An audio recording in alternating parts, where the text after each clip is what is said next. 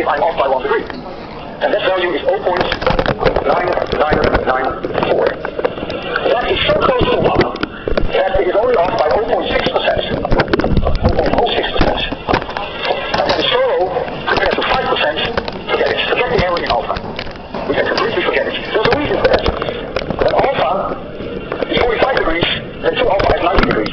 And the sine curve goes like this at 90 degrees. It's almost flat here. So even if you're off in angle by a little bit, it's still very close to 1. That's the reason. So all we have to worry about is the uncertainty in V0 squared. And so now comes my big prediction. I'm going to make a prediction now. For 45 degrees, OS equals V0 squared. We have that is 60.2. And we have the sine of 2 alpha is 1, and we divide by 9.8. That is 6.14 meters. With an uncertainty of 5%, right? Because that's the uncertainty in V0 squared. And so that is an uncertainty of 30 centimeters, actually 31 centimeters. This is my prediction. For an angle of 45 degrees. This will only hold if there is no air brake, or if the air brake is negligible. And of course, equally important, that spring gun, when the ball comes out, that the velocity square is indeed within the range that we have assumed.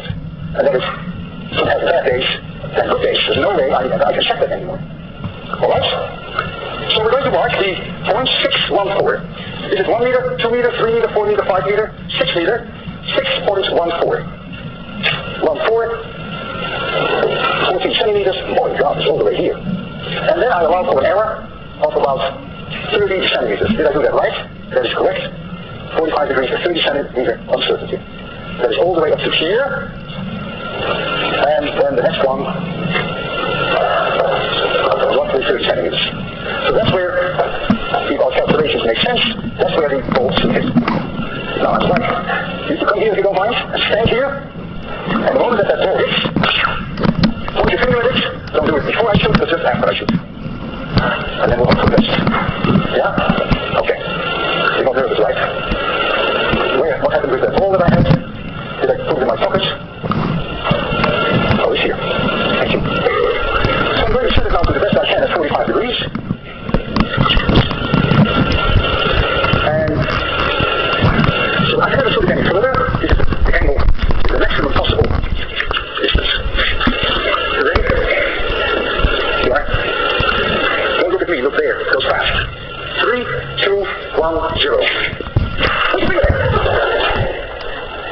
Isn't that fantastic? Isn't that amazing? Do you see how important it is that you have uncertainty in your measurements? In high school you would have said it has to get there. No man, it has an error. And the error has to be taken into account. Where's my ball, by the way? Boy. Oh, I had it cool here. Okay, you can sit down now. You did great. It worked just because you were there. So now, I wonder what happens if I fire the ball at 30 degrees. So if I do it at 30 degrees, then my V0 squared is the same. I don't have to worry about that, I hope. However, I cannot be certain about the angle better than 1 degree. So you will say, well, come on now. Don't be decadent. But here we have an error of only 0.06% because of this 1 degree, possible 1 degree offset. Let's just ignore this error too.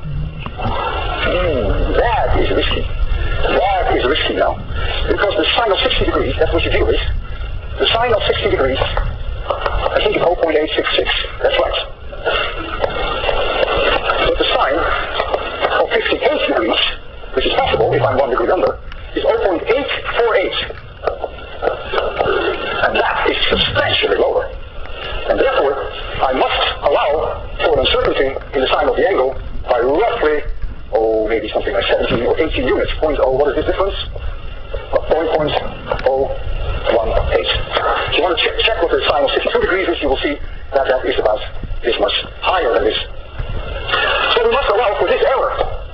And that is an error which is by no means negligible anymore. No point here. There is an error which is 18 divided by 866. That is a 2% error. So now we're dealing all of a sudden with a 2% error in the sine of 2 alpha, even though there's only 1 degree uncertainty in the angle. And the reason is that the sine curve is like so. So a small angle change here makes no difference, but a small angle change here makes a lot of difference. And that's the reason. And you can see that it is the slope of the sine curve that gives you a much larger error if you are off by machine reading zero fixture. So now we're ready to make a prediction. So here comes the prediction. OS, now for 30 degrees. So I have to go through V0 squared, I have that, 60.2. And then I have to multiply by the sine of 2 alpha, that is the sine of 60. Multiply. And then I think I have to divide by g, that is right, 9.8. And I find 5.31 plus or minus. Now, 2% error in the sine of 2 alpha, 5% error in V0 squared, that gives me, I can't help it, 7% error. So I have a 7% uncertainty, multiply.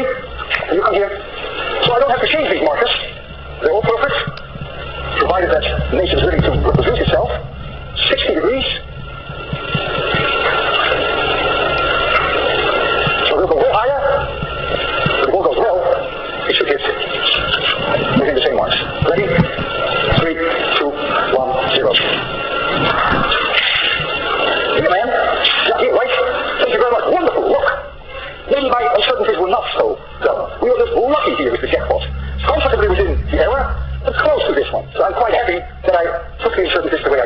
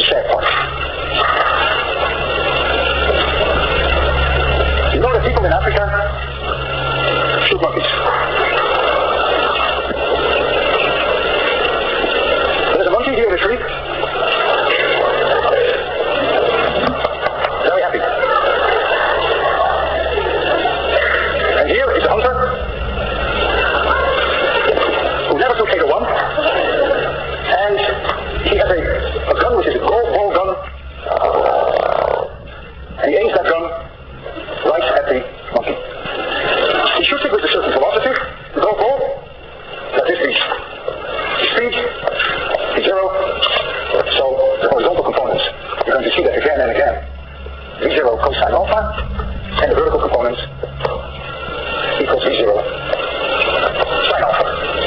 So this be my increasing value of y, and this be my increasing value of x. This golf ball, this golf gun, is really not for the flats, thank goodness. And so, when the hunter shoots this golf ball, this happens. And it ends up here, at point C. Lucky monkey, so far. Now, it is very tragic, but true, that when the monkey sees the flash of the gun, it lets go. And now comes the question, is the monkey safe, or is this the last day of the monkey? I ask the following question. This would be the trajectory with no gravity, and this is the trajectory with gravity. We can both agree with that. At a certain moment t1, let us assume that the golf ball would have been here without gravity. Then I know exactly where it is with gravity. It must be exactly here, because the x position at t1 is the same, because the horizontal velocity is the same. That's independent of whether there is gravity or not. There is no acceleration in the x direction. And so, they are both exactly at the same x position. What is this difference? Well, that is the difference between the equation with gravity and without gravity. And y, as a function of time, you can look at equation number 3 there, you can still see it, equals v0y, which is v0 sine alpha, times t, minus 1/2 g2 squared. Well, if there is no gravity, this term doesn't exist. So that's this straight line. With gravity, it's the same thing, but you have to subtract this. Therefore, this distance is 1/2 g(t1) squared. That is this distance. But this curve is lower by this amount. Now comes the time that the golf ball hits point P. When its position is at t2, and the time here is t2, that means if there had been no gravity, the golf ball would have been there. They must have the same position in x at this catastrophic moment. So what now is the distance between the monkey and the golf ball, the distance between the two trajectories, one trajectory no gravity, the other with gravity, this distance equals 1/2 g(t2) squared, for that same reason. And we all know that if the monkey at time t equals 0 let go, then in t2 seconds it will have fallen exactly over the distance 1/2 g(t2) squared. Exactly. This couldn't be more tragic. And he will be killed. You may say, well, yeah, but you have manipulated the speed of that gun just so nicely. Oh no. Oh no. I can shoot that with a higher speed at the same angle alpha, and the trajectory would be this, and the monkey would be killed there. I can do it with a lower speed, and the monkey would be killed here. It's independent of the speed of the bullets. Because always this part here is always exactly the distance that the monkey falls in that time. However, if the speed is very low, then it hits the ground before the monkey hits the ground, then okay, then the monkey is safe. So the only thing that is very, very critical is alpha. It must be precisely aimed at the monkey. If that's not the case, then the monkey will be safe. Now before we will witness this classic and rather tragic drama, I want to look at this from a somewhat different point of view, namely from the point of view of the monkey. The monkey sits there, looks at the gun, and the golf ball comes through the monkey. And I will put them both in a room, which is an elevator, and the elevator is in free fall, and they don't even know that. They both fall with the acceleration g. Here is the monkey, 3, and here is the gun. The velocity on that bullet is v0. And so the monkey will see that bullet come straight at him. There's no such thing as an arc. They both fall in this falling elevator, and so the bullet comes. The monkey happens to be a very intelligent monkey, and the monkey says to himself, how long do I have to live? And the monkey makes the following calculation. If this distance is d, and this is h, then the monkey says, aha, this is the square root of v squared was a squared. So from the monkey point of view, the time for the kill will be the square root of v squared was a squared divided by v0. That's how many seconds he has to live. But you people are also quite smart. And And you look at this diagram, and you say, no way. If this distance is g, then the speed to reach this point is v0 cosine alpha. In other words, the time that it takes for this object to reach this value of x. So for 26100 MIT students, g0 equals g divided by v0 cosine alpha. So what is the cosine of alpha? That is g divided by the square root of h squared plus h squared. So I can replace this cosine alpha by g divided by the square root. So I can replace this cosine alpha by g divided by the square root. And you and the monkey agree exactly on the amount of time that the monkey has to live. It better be that way, because this would not depend on which reference frame you work in. The foreign reference frame, or for that matter, the reference frame of 26100. The monkey will be placed at about 3 meters above the table. We all know that it takes about 0.8 seconds. We've done many experiments at 3 meters. It takes about 0.8 seconds. So the whole thing will go very fast. We're going to put the monkey up there. I want you to first see the trajectory of that golf ball before we bring the monkey in. It is already so painful for this monkey. You don't want him to pre-experience what's going to happen. So we will do this in the absence of the monkey, and I will let you see what roughly the trajectory of that bullet will be. 3, 2, 1, 0. So it will hit somewhere here. That's that point P. So when you're going to see the drama in action, this is where the monkey will reach when the two hit each other. Now, you can imagine that this is a very painful day for the monkey. And I'm going to get the monkey just behind here, and I hope that you would pay some respect to Robert. His name is Robert, and it may take me a minute.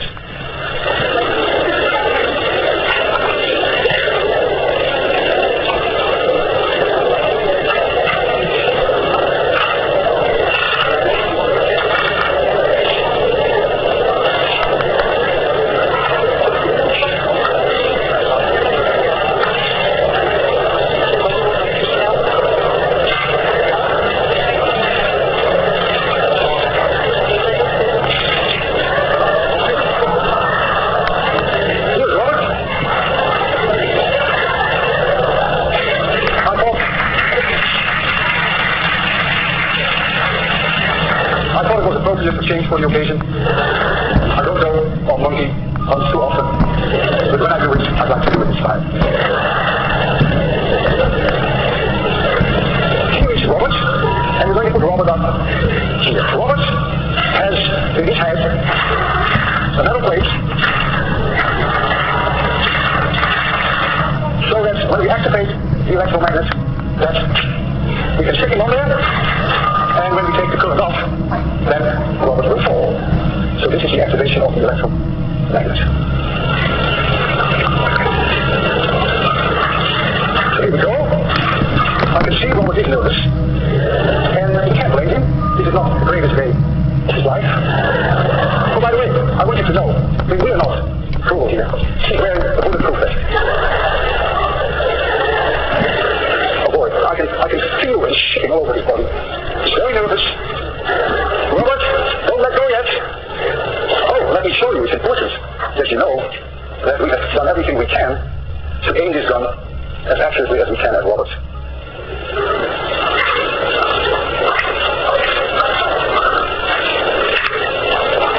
Robert, don't let go yet. You're going to first cock the gun. Hold it now. Hold it, Robert. This happens always with Robert.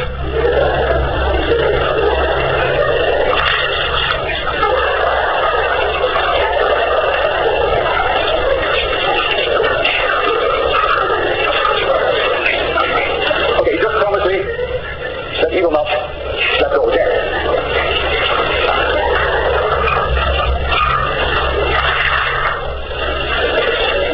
When I cock the gun, if I can find the golf ball is here, then the electric circuit takes over, and now the current will be disconnected when the gun is fired. Even I'm nervous. I admit it, this is a terrible thing to do.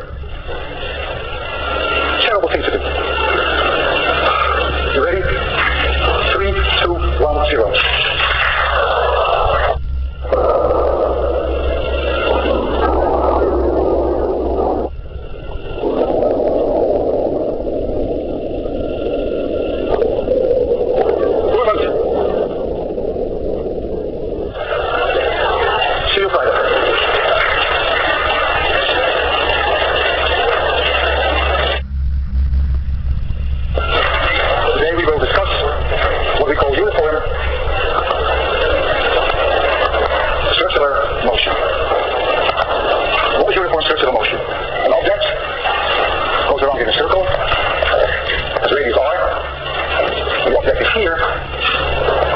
This is the velocity, the vector, perpendicular, and later in time when the object is here, the velocity has changed, but the speed has not changed. We introduce t, what we call the period, which is in seconds, which is the time to go around once. We introduce the frequency f, which we call the frequency, which is the number of rotations per second. And so the units are e to the second minus 1, which most physicists would call it hertz. And so frequency is 1 divided by t. We also introduce angular velocity, omega, which we call angular velocity. Angular velocity means not how many meters per second, but how many radians per second.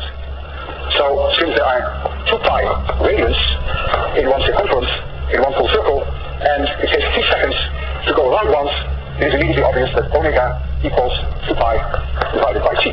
This is something that I would like you to remember. Omega equals 2 pi divided by t. 2 pi radians in capital T seconds. The speed, v, is of course the circumference 2 pi r divided by the time to go around once, which means 2 pi divided by t is omega, and I'm also right for this omega r. And this is also something that I want you to remember. These 2 things you really want to remember. The speed is not changing, but the velocity vector is changing. Therefore, there must be an acceleration that is non-negotiable. You can derive what that acceleration must be in terms of magnitude and in terms of direction. It's about a 5-6 minute derivation. You'll find it in your book. I have decided to give you the results that you read up on the book so that we can more talk about the physics rather than on the derivation. This acceleration that is necessary to make the change in the velocity vector is always pointing towards the center of the circle. We call it centripetal acceleration. Centripetal, pointing towards the center, and here, also pointing towards the center, is the vector. And the magnitude of the centripetal acceleration equals the square divided by r, which is this v, and therefore it's also omega square r. And so now we have 3 equations, and those are the only 3 you really would like to remember. We can have a simple example. Let's have a vacuum cleaner, which has a rotor inside, which scoops the air out or in, whichever way you look at it. And let's assume that the vacuum cleaner is scooped at a radius r of about 10 centimeter, and that it goes around 600 revolutions per minute, 600 RPM. 600 RPM would translate into a frequency f of 10 hertz, so it would translate into a period going around in 1/10 of a second. So omega, the angular velocity, which is 2 pi divided by t, is then approximately 63 radians per second, and the speed v equals omega r is then roughly 6.3 meters per second. The centripetal acceleration, and that's really my goal, the centripetal acceleration would be omega square r, or if you prefer, you can take v square over r, you will get the same answer, of course, and you will find that is about 400 meters per second square. And that is huge. That is 40 times the acceleration due to gravity. It's a phenomenal acceleration to simple vacuum cleaner.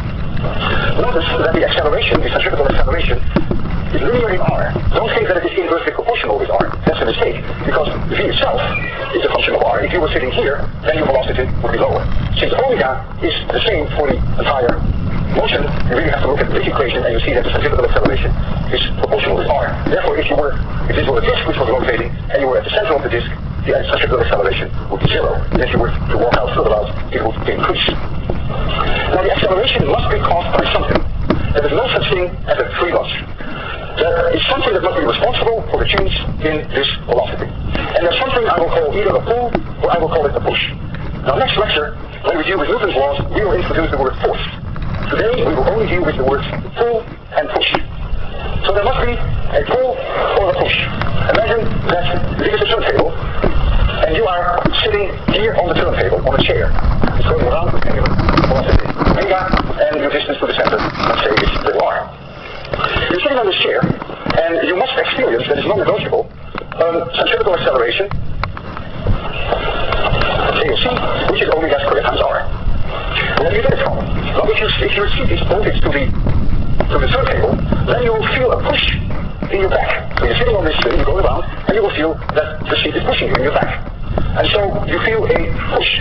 And let's give the push, I can give this a red color for now. So you'll feel a push in your back. That push, apparently, is necessary for the acceleration. Alternatively, suppose you have in front of you a stick. You're not sitting on a chair, you don't get a push from the back, but you hold onto a stick. And now you go around by holding onto the stick. Now the stick is pulling on you in the same direction. So now you will say, aha, someone is pulling on you. Whether it is the pull or whether it is the push. Either one of the two is necessary for you to go around in that circle on that turntable with that constant speed. Now the classic question comes up, which we often ask to people who have no scientific background. If you were to go around like this, and something is either pushing on you or is pulling on you to make this possible, suppose you took that push out all of a sudden, the pull is gone. What is now the motion of the person who is sitting on the turntable? And many non-scientists say, well, it will do like this. That's what intuition says. You go around in a circle, and all of a sudden you no longer have the pull or the push, and you go around in a spiral. And obviously, that's not the case. What will happen is, if you have, at this moment in time, a velocity in this direction, and you take the pull or the push out, you will start flying off in that direction. And depending upon whether it's gravity or no gravity, there may be a change, but if there were no gravity, we'll just continue to go along that line, you will not make this crazy spiral motion. I have here a disc, which we will rotate, and at the edge of the disc here we have a little ball, and the ball is attached to that disc with a string. So now this is vertical, and so this is going to go around at angular velocity omega, and we have a string here, and the string is attached to this ball, and the whole thing is going around, and so at one moment in time, it has a velocity, like so, and therefore there must be non-negotiable centripetal acceleration, which in magnitude is omega squared r, or if you want to, v squared divided by r. Now, like this, and that's like taking away the push and the pull. The string that you have here is providing the pull on this ball. This ball is feeling the pull from the string, and that provides it with the centripetal acceleration. But the string and the pull is gone, and the object will take off. And if there were gravity here, as there is in 26,100, it will become a parabola, and it will end up here. If, however, I cut the ball exactly when it is here, like not the ball, but I cut the string, then of course it will fly straight up. And gravity would act on it, would come to a halt, and it would come back. So really it would then go along a straight line. But you would clearly see then that it's not going to do what many people think, that it would start to swirl around. Just go and comes back. Let's look at that. We have that here. So here is the ball. The string is behind here. You cannot see the string. I will rotate it. Just wait for it to pick up a little speed. And the knife, which you can't see either, is behind here. And when I push the knife in, I do it exactly here. You cut the string, and it goes up. You ready for this? You sure you're ready? 3, 2, 1, 0. Wow, that was very high. So you see, nothing like this. It simply continued on in the direction that it was going. It wasn't going into a parabola because I was shooting it straight up. The string forms the connection between the rotating disc and the ball, and therefore the pull is responsible for the centripetal acceleration. Let's now think about planets. Planets go around the sun. There is no string. So who is pushing? Who is pulling? Well, it's clear that it must be gravity, it must be the sun that is pulling on the planets. Now I realize that the orbits of planets are not nicely circular, so it's not really a uniform circular motion. We will deal with orbits in great detail in a few weeks, circular orbits and elliptical orbits. Let us just assume for simplicity now that the orbits are roughly circular, just to get a little bit of feeling for it. And you can look up now in your book, which I did for you, even in your preliminary version, you can look up what the mean distance of the planet is to the sun, and you can look up what the period is, the time to go around the sun. The time to go around the sun is not the same for all planets. The planets are not attached to a turntable. Anywhere, any person on a turntable would go around in the same amount of time. You know that that's not true for planets. It takes the Earth a year to go around. The sun, it takes Jupiter 12 years to go around. So don't make the mistake to think that omega is the same for all planets. That's not true. So I look up the distance, the mean distance to these various planets, and you see that here in millions of kilometers. Notice that Mercury is about 100 times closer than Pluto. By the way, this is on the web, so don't copy this. You'll find this on the Eagle 1 homepage. Then I looked at how many years it takes to go around the Sun. 12 years for Jupiter, 1 year for the Earth, and I looked at all the other values. Then since I know the periods, I can calculate omega. Omega is 2 pi divided by t, so I know omega. And then I take omega squared times the mean distance to the Sun, and this is, of course, the centripetal acceleration.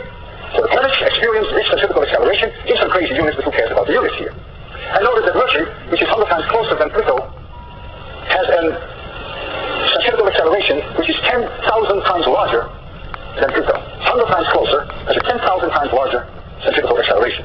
So what I did was, I plotted this data, the centripetal acceleration versus the mean distance to the Sun, and I did that on log paper. And what's immediately is very striking is that all these points I've done for all the planets, they fall on a straight line. And so, what is the slope of that line? Well, I tried various slopes, and I found that the slope is very, very close to -2. Here is a slope of -2, and I can overlay this and notice that the fit is absolutely stunning. Therefore, you cannot escape the conclusion that the centrifugal acceleration, which is the result of gravity, falls off as 1 over r squared. We refer to this often in physics as the 1 over r square law, and therefore the effect of gravity itself must go down with r squared. So if you are 100 times further away, like Pluto compared to Mercury, then the centrifugal acceleration, which is due to gravity, is 10,000 times smaller. And we will learn a lot about gravity in the future. We will just leave it for now. If you took the sun away, it would be like cutting the string that provides the pull, and in that case what you would see is that the planets would just take off along the straight line. They would continue to go. They wouldn't have anything to pull on them anymore. Now, let's look at an object we're going to rotate. I have a glass tube that I want to rotate, and in the glass tube I have a marble. The glass tube is very smooth. I have here the glass tube. Here's the marble. I'm going to rotate it in this direction. Let's say there's an angular velocity omega, now the next is perpendicular to the backwards. So the marble here has a velocity, like so at this moment in time, but it's a very smooth glass tube. And the marble is very smooth. The glass cannot push on the marble, nor can the glass pull on the marble. Now the marble gets desperate because the marble needs a centrifugal acceleration in this direction in order to go around like this. But there is nothing to provide that centrifugal acceleration. So the marble is doing exactly the same that the planets would do. If you take the sun away, the marble continues to go in the direction that it was going. So by the time that the tube is here, the marble is here. And by the time that the tube is here, the marble is there. So the marble finds its way to the edge. And that's, of course, the basic idea behind the centrifuge. My grandmother had always, she was a great lady, and she had such fantastic ideas, I remember. And when she made lettuce, we had no good way of drying the lettuce. And I would take the lettuce and go like this, paper towel. She had a method of it. She took a colander. And of course, first of all, we would wash the lettuce. That goes without saying. I would wash it once, my grandmother would wash it 3 times, but that's what we had grandmothers for. So, that's the lettuce. We were also very fond of spinach. So, as for spinach, she would wash it. That goes to spinach. Then she would take something to cover it up, maybe some saran wrap or something else, put it over it, and put a rubber band around it to hold it. And now what she's going to do, she's going to swing it around. And now the water is like these marbles. The water will work its way to the edge, but there are holes, so the water will come out. Isn't she clever? Okay, I will give you a demonstration. Be careful, because you may get some water on your lecture notes. But I want to show you the basic idea behind it. It's very interesting. She will go out. She will do this outside, by the way. But I have no choice, so we'll do it here. So there we go. See? This is the way you rise. Oh, I lost my magnetic strawberry. That's the detail in the process. So, you end up with dry and clean and nice lettuce. This is 801 at work, and this is clearly an early version of the centrifuge. Now, my grandmother's methods, very tragically, have been replaced lately with something that you can buy at Crate and Barrel. We have it here. It is very boring. It's very decadent. Put your salad here, and all you do is you rotate, and it rises. It's a centrifuge. This is actually a high-tech version of the much more sophisticated invention of my grandmother. And it's nowhere nearly as exciting. The days of romance are really over.